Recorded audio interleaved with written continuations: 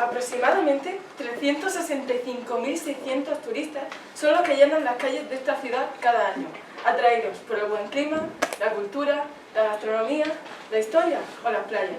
We have found an agency that reflects the best characteristics of this city. In Turismo Murcia, there are lots of routes to do throughout the city. There are short tours around the city and other extended tours visiting different places over Murcia. It depends on your time and interest. Here, visitors can enjoy the amazing gastronomy of the region, such as restaurants, bar hotels, Sangoyu. Also, we can talk about places you can visit apart from the routes of the agency.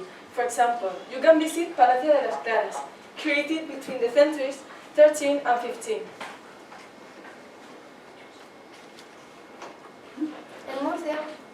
Murcia cuenta con muchos festivales. Certains des festivités les plus importantes sont celles du printemps, qui contiennent la côte du Verger, la Veta de la Fleur ou l'enterrement de la Sanguine. En lieu du 20 au 28 avril, en Murcie, on trouve aussi d'autres festivités comme Fête Foraine de septembre, qui a lieu du 5 au 7 septembre. La Semaine Sainte est là aussi célébrée, est une tradition chrétienne plus importante en Murcie. Tout au long de cette semaine, nous pouvons assister à le défilé qui replace le rôle de Jean, célébrant la mort et la résurrection de Christ. Siempre se habla de Murcia como una ciudad inferior a las demás, sin el respeto que se merece solo por el simple hecho de que la mayoría de sus habitantes se dedican al sector agrícola o no contamos con el agua suficiente. Hablando del agua en Murcia, esta cuenta con el riego de precisión, que consiste en regar solo en momentos adecuados y cuando más se necesita. El suelo cuenta con unos sensores que activan el riego, ya que conocen en todo momento la humedad del suelo. Esto permite que la utilización del agua sea más eficiente. Las norias son muy importantes en la historia de Murcia. Nos permiten llevar el agua a lugares donde las personas no alcanzan. Las dos de las norias más importantes de Murcia son la noria de la Ñora y la noria de la Alcantarilla.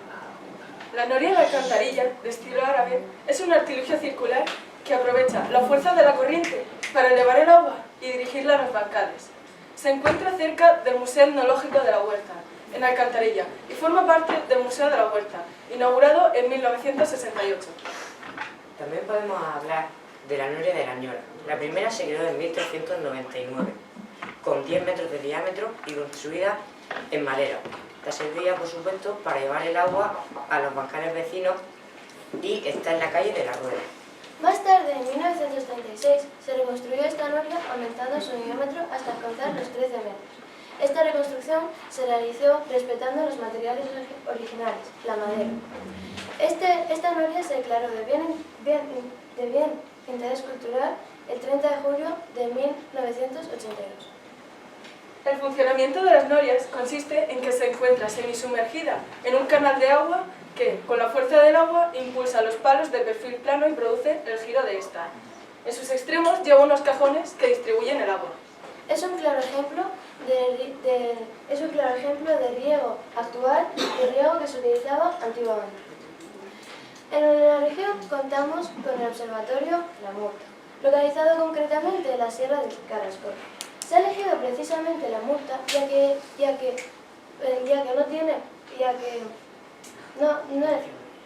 no tiene contaminación lumínica y está alejado de las zonas pobladas. Construido en 2001, tiene entre sus logros el descubrimiento de un asteroide en 2008. Aparte para la observación de las estrellas, también se utiliza para un seguimiento de cometas y asteroides en el sistema solar. Para conocer más la ciudad necesitamos conocer sobre su historia. Murcia fue fundada en el 825 después de Cristo. En 1124 encontramos el rey Lobo, o también llamado Mohammed ibn Madranis, un líder militar andalusí que tras el final del dominio almorávid se proclamó emir independiente de Murcia y Valencia. Se opuso ante la invasión almohade, los cuales no conquistaron por completo su dominio hasta su muerte. Luego encontramos Alfonso X el Sabio, uno de los monarcas más importantes de la España medieval cristiana, hijo de Fernando III el Santo. El cardenal Belluga fue un religioso estadista que ocupó los cargos de cardenal de la Iglesia Católica y virrey de Murcia y Valencia. Francisco Sarcillo fue un escultor barroco español considerado como el más representativo e imaginero del siglo XVIII español y uno de los más grandes del barroco. Julián Romea fue un escritor y actor de teatro español muy importante. Continuamos hablando sobre Murcia.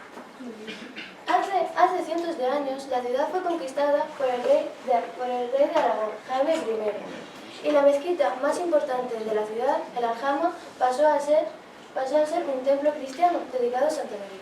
Será en 1291 cuando se traslade la sede episcopal desde Cartagena a Murcia, convirtiendo la vieja fábrica de Santa María en iglesia. Ahora pasamos a hablarles de la Catedral de Murcia, la cual es una pieza clave del barroco. La mezquita cristianizada pasó a ser lo que hoy conocemos como la Catedral de Murcia. A finales del siglo XIV se empezó y terminó en 1467. Pero esto solo la estructura. La fachada no terminó hasta 1754. Esta catedral cuenta con muchas leyendas. Una de las más famosas es la leyenda de las cadenas de la Capilla de los Pérez. La leyenda cuenta que allá en el 1500 un mendigo vino a Murcia buscando comida y cobijo y le propuso a Pedro Fajardo construir una cadena que rodease toda la escultura sin nada a cambio. El marqués, intrigado por la propuesta del mendigo, aceptó y el mendigo de inmediato se puso a trabajar. 7 años más tarde es cuando se termina esta obra y toda Murcia y Pedro Fajardo quedaron maravillados ante tal obra.